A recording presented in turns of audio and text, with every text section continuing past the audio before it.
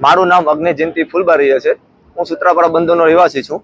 આજે જે મીટિંગ ભેગી થઈ છે એમાં અમારું આખું ગામ સૂત્રાપાડા બંદર ભેગું થયું અને એ વિશે ચર્ચા કરવામાં આવી કે અમારે સૂત્રાપાડા બંદરમાં જે જેટી કામનું નિર્માણ થઈ રહ્યું છે એમાં 356 કરોડના ખર્ચે જેટી કામનું નિર્માણ થઈ રહ્યું છે, પણ એમાં ભ્રષ્ટાચાર થઈ રહ્યા છે એવા અમારા ગામના બધા પબ્લિકોનું કહેવાનું છે અને એમાં નબળી ક્વોલિટીના પથ્થર વપરાય છે। અત્યારે સમુદ્ર દરિયાની કઈ આગાહી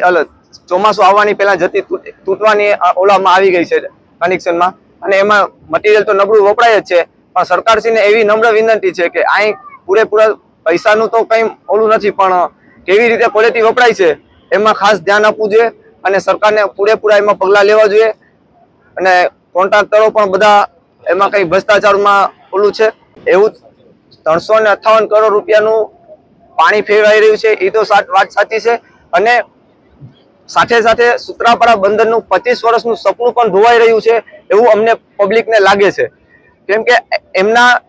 નજરિયામાં તો ખાલી આ જતી જશે, પણ સૂત્રાપાડા બંદરના રહેવાસી માટે આ લાઈફ ટાઈમ રોજગારીનો એક તક છે, એવો પાછો નહીં થાય એવું અમારું કહેવાનું છે। અને ખરેખર સરકારશ્રીને નમ્ર વિનંતી કે આમાં ખરેખર પગલાં લે। મારું નામ મુકેશ ભાઈ બાવાભાઈ બામણિયા, કોળી સમાજના પટેલ શ્રી। આપણે આજે મીટિંગ એના માટે કરવામાં આવી હતી જેથી કરીને આપણે અહીંયા સૂત્રાપાડા બંદર ખાતે 358 કરોડની જે જેટીનો પ્રોજેક્ટ ચાલી રહ્યો છે એમાં ગઈકાલે વોટર બ્રેક તૂટી જવાથી, જેમ કે મોજાના કરંટથી બ્રેક વોટર આખો નાશ પામી ગયો, એના માટે કરીને અમે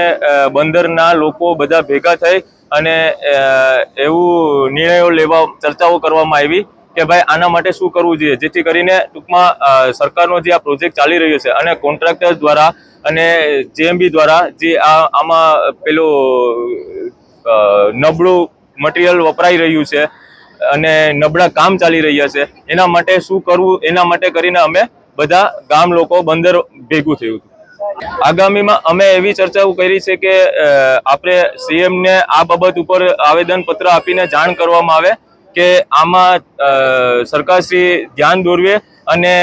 તપાસ કરાવે કે કઈ રીતે આમાં મટીરિયલો વપરાઈ રહ્યા છે અને સારું કામ થાય અને સારા મટીરિયલો વપરાય એવી તપાસ કરાવે। મિત્રો, આવા જ વિડીયો અને શોર્ટ્સ જોવા માટે આજે જ અમારી ન્યૂઝ રૂમ યુટ્યુબ ચેનલને સબસ્ક્રાઇબ કરો।